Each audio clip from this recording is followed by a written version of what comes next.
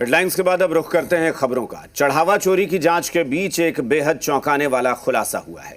सूत्रों के मुताबिक भगवान राम के दर्शन के नाम पर वसूली का बड़ा नेटवर्क चलाया जा रहा था और इस काम को कई लोग मिलकर अंजाम दे रहे थे। इतना ही नहीं, जानकारी ये भी सामने आई है कि काउंटिंग में शामिल लोगों की हमेशा चेकिंग नहीं होती थी।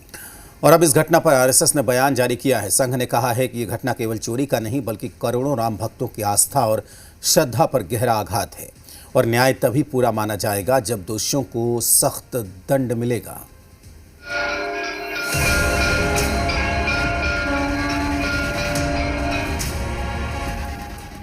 अयोध्या से चढ़ावा चोरी की खबर ने पूरी दुनिया में बसे राम भक्तों को झकझोर दिया है। देश विदेश से राम भक्तों ने अपनी गाढ़ी कमाई का हिस्सा भगवान राम को अर्पित किया, लेकिन उसी मंदिर का चढ़ावा सिस्टम के कटघरे में है। जी न्यूज ने कैश काउंटिंग में शामिल एक पूर्व कर्मचारी से बात की, जिसने काउंटिंग में शामिल लोगों को लेकर बड़ा खुलासा किया है।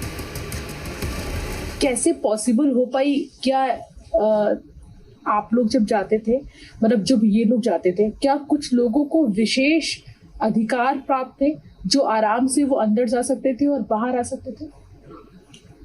मैं कुछ लोगों की बात कर रही हूँ, मैं आप लोगों की बात नहीं कर रही हूँ। मैं कुछ स्पेसिफिक लोगों को बात कर रही हूँ जिनके नाम चोरी में शामिल है। चोरी में शामिल का तो नहीं पता, वैसे अधिकतम लोग हैं, आप देख ही रहे होंगे, लोगों के कार तक अंदर जाते हैं, तो उसमें बहुत ज्यादा हम नहीं बता सकते हैं। लेकिन ये है कि अगर कोई व्यक्ति विशेष हो तो उनकी सिक्योरिटी ना के बराबर होती थी। और जो आप लोग जो चढ़ावा चोरी में जो लोग चढ़ावे की काउंटिंग करते थे, क्या उन लोगों की जाते समय या बाहर आते समय क्या उनकी चेकिंग की जाती थी? कभी कभी चेकिंग होती थी जी, और कभी कभी नहीं होती। कभी कभी। सूत्रों के मुताबिक दर्शन के नाम पर चोरी का बड़ा खुलासा हुआ है। जानकारी के मुताबिक दर्शन के लिए वसूली का बड़ा नेटवर्क चलाया जा रहा था और इस काम को कई लोग मिलकर अंजाम दे रहे थे। सूत्रों के मुताबिक वीआईपी दर्शन कराने के लिए कुछ भक्तों से 20,000 रुपए से 25,000 रुपए की रकम ली जाती थी। सूत्रों के मुताबिक आरोप है कि इस नेटवर्क के जरिए हर महीने लाखों रुपए की वसूली की जाती थी। जांच के मुताबिक होटल संचालक श्रद्धालुओं का विवरण कथित तौर पर गिरोह के सदस्यों तक पहुंचाते थे। अनुकल्प, करुणेश, मनीष, अविनाश और लवकुश सहित कुछ लोगों की भूमिका जांच के दायरे में है।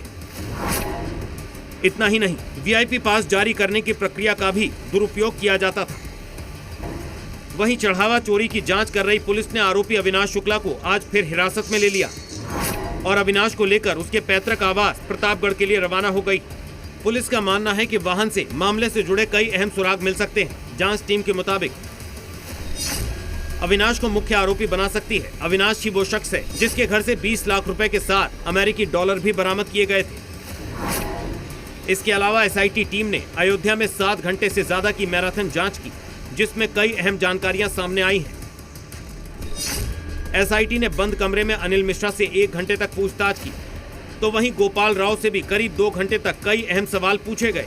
खबर है कि ऑडिट से जुड़े दस्तावेज भी कब्जे में लिए गए।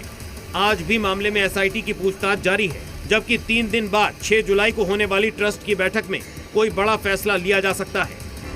इतना ही नहीं, योगी के अल्टीमेटम का ही डर है कि राम मंदिर की काउंटिंग व्यवस्था में बहुत बड़ा बदलाव किया गया है।